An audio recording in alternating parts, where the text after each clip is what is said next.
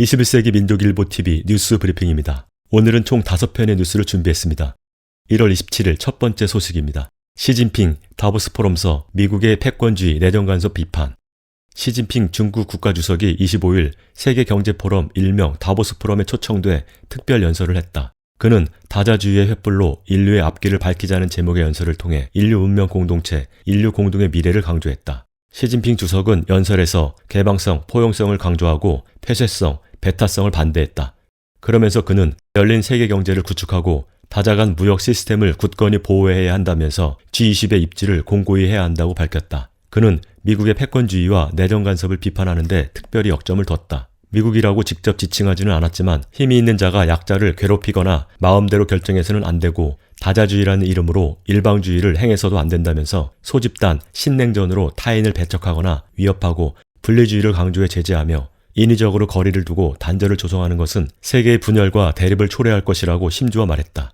이어 차이를 존중하고 이해하며 다른 나라의 내정에 간섭하지 말고 협의와 대화를 통해 해결해야 한다면서 미국의 내정 간섭 문제를 비판했다.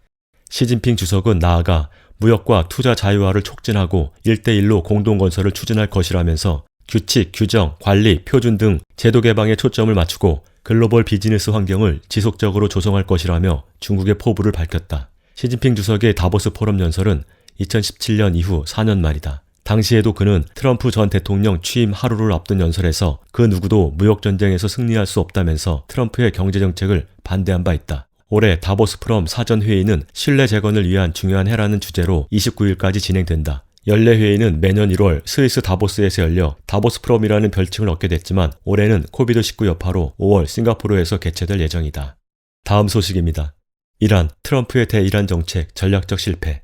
하산 로하니 이란 대통령과 이란 군부에서 연달아 입장을 내고 미국의 대이란 적대시 정책이 실패했다고 주장했다. 로하니 대통령은 24일 이란이 미국과의 경제전쟁에서 승리했다면서 이란의 밝은 미래가 기다리고 있다고 밝혔다. 그는 경제전쟁이 30년 동안 지속되더라도 우리는 저항할 준비가 되어 있다면서 허나 경제전쟁의 설계자인 트럼프가 백악관을 떠나게 돼 경제전쟁이 거의 끝나간다고 강조했다. 로하니 대통령은 나아가 이란은 영원할 것이며 이 순간을 자랑스러워할 것이라며 미국의 경제 제재 극복을 높게 평가했다. 로하니 대통령은 미국의 경제 제재를 경제전쟁이라 불렀고 자리프 외무장관은 경제 테러라 규정했다. 25일 이란 이슬람 혁명경비대 정치 담당 부사령관인 압둘라 자바니 장군은 미국의 최대 압력 정책은 실패한 정책이라고 밝혔다. 자바니 장군은 25일 언론 인터뷰를 통해 이란은 최대 압력에 대항해 최대 저항을 택했다면서 미국 제재 실패 원인으로 국가적인 최대 저항, 최고 지도자 세예드 알리 카메네이의 전략 전술, 압도적 군사력을 꼽았다. 그는 이어 미국과 트럼프 행정부의 전략적 실패라면서 트럼프는 굴욕감을 안고 백악관을 떠난 인물들의 역사에 합류하게 됐다고 밝혔다.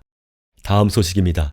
이란 외무부 대변인 미국 JCPOA 복귀 촉구.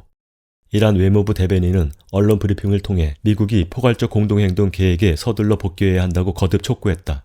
외무부 대변인은 미국의 새 행정부가 유엔 결의안 2231호에 복귀하지 않는 한 이란 역시 핵개발 조치를 취소하지 않을 것이라면서 트럼프 행정부가 부과한 모든 제재가 해제되고 미국이 포괄적 공동행동을 효과적으로 이행하기 시작하면 이란 또한 미국의 탈퇴 이후 취했던 모든 조치를 되돌릴 것이라고 밝혔다. 그러면서 그는 지금까지는 이란이 회담을 위해 많은 품을 들였지만 이제는 미국이 행동할 때라면서 새 행정부가 이전 행정부와 기꺼이 멀어지고 포괄적 공동행동 이행을 위해 움직이고 있음을 보여줘야 한다고 강조했다. 다음 소식입니다. 백악관 홈페이지 해킹과 바이든 괴담. 백악관 홈페이지가 접속 해킹을 당했다. 인터넷 주소창에 안티파닷컴을 입력하면 백악관으로 접속되는 현상이 발생했다. 안티파는 안티파시스트 액션의 준말로 파시즘에 반대하는 활동을 목적으로 결성됐으나 현재는 그 취지가 변절됐다. 최근 미국에서는 민주당 딥스 세력과 연계를 맺으며 폭력 시위를 벌여 논란이 되고 있다. 이번 해킹은 민주당 딥스와 안티파의 커넥션을 폭로하려는 의도로 보인다. 일각에선 미 국방부 산하 오주군을 해킹 당사자로 지목하기도 했다. 이번 접속 해킹이 벌써 며칠째 지속되고 있지만 여전히 이를 해결하지 못하고 있는 바이든 행정부의 행정 능력이 도마 위에 올랐다. 뿐만 아니라 민주당 딥스가 안티파를 사주해 1월 6일 의사당 폭력 사태를 조작했다는 여론이 확산되는 가운데 그들 간의 연결이 주목되는 정치적 부담까지 걸머지게 됐다. 한편 바이든 신변 이상설, 취임식 연출설 등 바이든을 둘러싼 괴담이 미 인터넷을 뜨겁게 달구고 있다. 신변 이상설의 근거로 소셜미디어 활동 중단, 공개 활동 중단, 주 방위군 주둔 연장 등이 제시됐다. 실제 바이든과 해리스의 소셜미디어에는 리트윗뿐이며 백악관 홈페이지의 브리핑룸에는 바이든의 오프라인 활동 소식이나 활동을 인증할 사진 영상 자료가 올라있지 않다. 또 워싱턴 DC에 선포된 국가 비상사태가 24일 종료됐지만 주 방위군 등 집결한 군대가 해산하지 않고 여전히 철통 경비 중이다. 바이든 취임식이 연출됐으며 백악관 입성 자체가 사실이 아니라는 소문도 무성하다. 바이든 취임식 영상이 20일 정오 이전에 인터넷상에 유포됐다는 주장들이 제기됐다. 20일 오후 바이든이 행정명령에 서명한 사진 자료를 보면 대통령 집무실 오벌 오피스 벽지, 바닥 카펫, 업무 책상 등이 모두 바뀌었는데 짧은 시간에 방대한 인테리어를 다하지 못한다는 것도 근거로 제시됐다. 사진의 건물 밖 풍경과 트럼프 재임 시절 오벌 오피스 건물 밖 풍경이 달라 의구심을 불러일으키고 있다. 바이든 측에 시원한 해명이 없자 소문은 일파만파 확산되고 있다. 이중 권력기를 맞이한 미국의 정치 혼란도 더 가중되고 있다. 마지막 소식입니다. 트럼프 탄핵안 상원 송부와 민주당 선거법 개정안 공개. 트럼프 대통령에 대한 연방 하원의 탄핵 소추안이 25일 연방 상원에 송부됐다. 로이터 통신에 따르면 하원 탄핵 소추위원 9명은 소추안을 이날 19시 상원에 전달했으며 탄핵 소추 혐의는 내란 선동이었다. 절차에 따르면 당장 26일부터 상원의 탄핵 심리가 시작돼야 하지만 민주당, 공화당 양당 지도부는 2월 둘째 주부터 심리를 진행하기로 합의했다.